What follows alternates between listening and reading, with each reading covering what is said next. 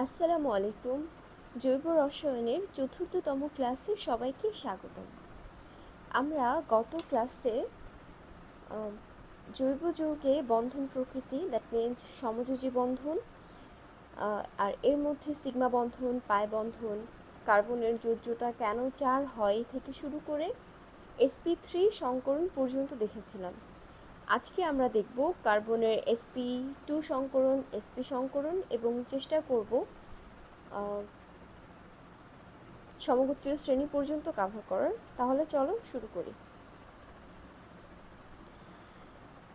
এই যেটা আমাদের বারবার আসছে, যে উদ্দীপিত কার্বন পরমাণুর ইলেকট্রন বিন্যাসে 4টা বিজোড় ইলেকট্রন থাকে, এর মধ্যে একটা হচ্ছে 2s, বাকি 3টা হচ্ছে 2p। এখন এই একটা 2s এর সাথে এই 3টা 2p থেকে যে কোনো 2টা p মিশ্রণের ফলে যে সংকরণটা হচ্ছে সেটাই আসলে sp2 সংকরণ। আর সংকর কেন বলা হচ্ছে? কারণ এখানে s অরবিটাল এবং p অরবিটালের মিশ্রণ থাকছে, এই কারণেই কিন্তু সংকর বলা হচ্ছে। আরেকটি বিষয় তোমরা দেখো, যেহেতু শুধুমাত্র এই 3টা 2p অরবিটালের মধ্যে আমরা যে কোনো 2টা নিচ্ছি, যে কোনো 2টা হলেই আমাদের sp2 সংকরণ হয়ে যাচ্ছে, আর একটা p 2p অরবিটাল কি, এটা বিশুদ্ধ অবস্থায় থেকে যাচ্ছে কিন্তু। আর এই যে এটা দেখো সংকর অরবিটালের সাইন। তাহলে আমরা sp2 সংকরণটা আসলে কি, এই ডেফিনেশনটা একটু বুঝতে পারলাম। এখন কিছু ইনফরমেশন আমাদের জানতে হবে sp2 সংকরণ সম্পর্কিত। সেটা হচ্ছে এই যে এই 3টা sp2 সংকর অরবিটাল, এরা একই সমতলে থাকে এবং পরস্পরের সাথে 120 ডিগ্রি কোণ উৎপন্ন করে, এবং এই প্রত্যেকটা sp2 সংকর অরবিটালে 33.3% s চরিত্র থাকে, এবং বাকিটা মানে 100 থেকে আমরা এই 33.3 মাইনাস করলে যেটা পাই সেটা হচ্ছে 66.7% p চরিত্র থাকে। sp3তে দেখো, sp3তে কিন্তু s এর পরিমাণ আরও কম ছিল, মাত্র 25%। যখন আমাদের এই সংকরণটা sp3 সব, তখন কি আমাদের s এর চরিত্রটা সবচেয়ে কম, আর sp-তে s এর চরিত্র সবচেয়ে বেশি। এখন দেখো আমাদের এই যে আমরা এটা অরবিটালটা দেখেই বুঝতে পারছি যে এটা সুষম গোলাকার, এটা হচ্ছে আমাদের 2s অরবিটাল, আর এই যে ডাম্বেল আকৃতির এটা হচ্ছে আমাদের p অরবিটাল। এই যে একটা s অরবিটালের সাথে 2টা p অরবিটাল, এখানে আমরা p, এই যে x অক্ষ বরাবর যেটা আছে আর y অক্ষ বরাবর যেটা আছে আমরা এটা নিয়ে দেখাচ্ছি, আর যে 2p z যেটা আছে এটাকে আমরা বিশুদ্ধ অবস্থায় অপরিবর্তিত অবস্থায় রেখে দিচ্ছি। তো এইটার ফলে এই যে এদের মিশ্রণের ফলেই আসলে আমরা কি পাচ্ছি, sp2 সংকরণ। আর এরা কি পরস্পরের, এই যে 3টা পাচ্ছি আমরা, যেটা 3টা sp2 অরবিটাল, এটা কি পরস্পরের সাথে 120 ডিগ্রি কোণ উৎপন্ন করে থাকে। আর sp2 সংকরণ কার কার মধ্যে আছে? এই যে ইথিলিন অণু যখন গঠন হয় তখন কিন্তু এই যে sp2 সংকরণটা হয়। এখন তোমরা কিন্তু মাথায় রাখবা যে একটা কার্বনের কিন্তু এই যে এখানে তো 2টা কার্বন, তাই না, কার্বন কার্বন বন্ধনে, তো প্রত্যেকটা কার্বনের জন্যই কিন্তু এই ইলেকট্রন বিন্যাসটা কার্যকরী। এখানে এই প্রত্যেকটা পরমাণুতে এই কার্বন এবং এই কার্বন, এদের কি প্রত্যেকটা পরমাণুরই কিন্তু এই যে এই ইলেকট্রন বিন্যাসটা যেহেতু আছে, তার মানে কি এদের দুইজনেরই 4টা করে বিজোড় ইলেকট্রন আছে এদের যোজ্যতা স্তরে।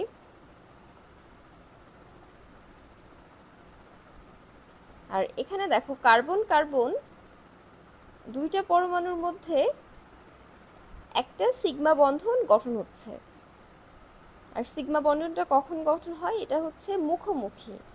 আর এই যে দেখো পাশাপাশি যে পি অরবিটালগুলো আছে এদের মধ্যে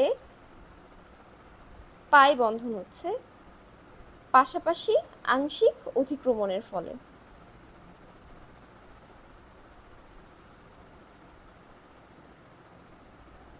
এবং এই যে কার্বন কার্বন দ্বিবন্ধনের মধ্যে দূরত্ব কতটুকু 0.134 ন্যানোমিটার। এই ইনফরমেশনটা তোমাদের মনে রাখতে হবে।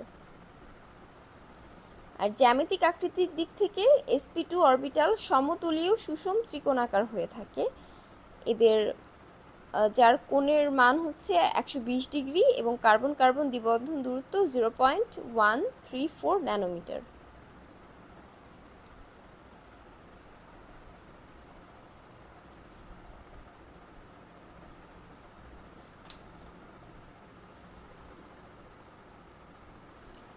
এখন আমরা sp সংকরণটা একটু দেখে নেই।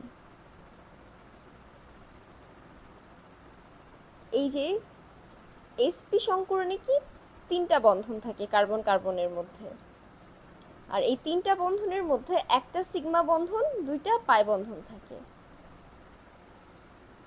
আর sp সংকর অরবিটালে 50% s চরিত্র এবং 50% p চরিত্র থাকে।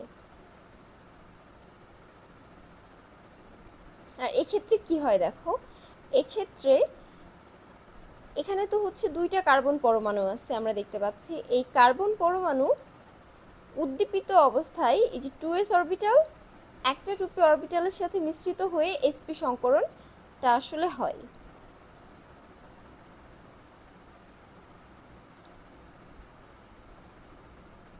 আর sp সংকরণটা আছে কিসের মধ্যে, এই যে ইথাইন অণু গঠনের সময় sp সংকরণটা হয়। এই যে কার্বন কার্বনের মধ্যে সে আগের মতোই সিগমা বন্ধন, এবং বাকি যে অরবিটালগুলো আছে সেগুলোর মধ্যে পাশাপাশি আংশিক অধিক্রমণের মাধ্যমে এই যে পাই বন্ধন তৈরি হচ্ছে।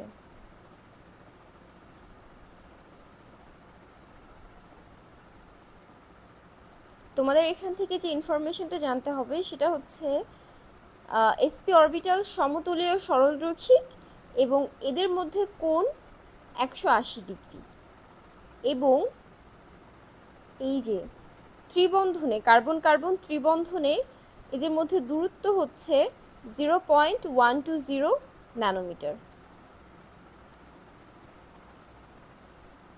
তোমরা হয়তো খেয়াল করে দেখেছো যে sp3 এর থেকে sp2 এর দূরত্বটা কম, আবার sp2 থেকে sp এর দূরত্বটা আরও কম। এটার কারণটা কি এখন আমরা দেখে নেই। এটার মেইন কারণটা হচ্ছে s অরবিটালের চরিত্র বেশি। s অরবিটালের চরিত্র যেখানে বেশি সেখানে বন্ধন দূরত্বটা কম। কারণটা কি দেখো, s অরবিটালের চরিত্র যখন বেশি এদের মধ্যে কার্বন কার্বন সিগমা বন্ধন অনেক শক্তিশালী, বেশি শক্তিশালী। এই জন্যই আসলে এরা পরস্পরের কাছাকাছি চলে আসে। এই জন্যই কার্বন কার্বন একক বন্ধনের থেকে দ্বিবন্ধনের দূরত্ব কম, আবার দ্বিবন্ধনের থেকে ত্রিবন্ধনের দূরত্ব কম।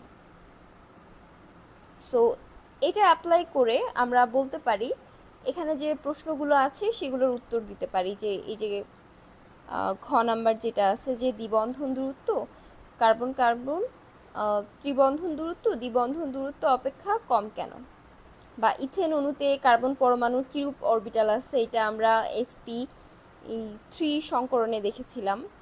আর ইথিন অণুতে তো sp2 থেকে আমরা দেখতে পারবো, আর ইথাইন অণুটা আমরা sp সংকরণ থেকে তোমরা পারবে আমি আশা করি।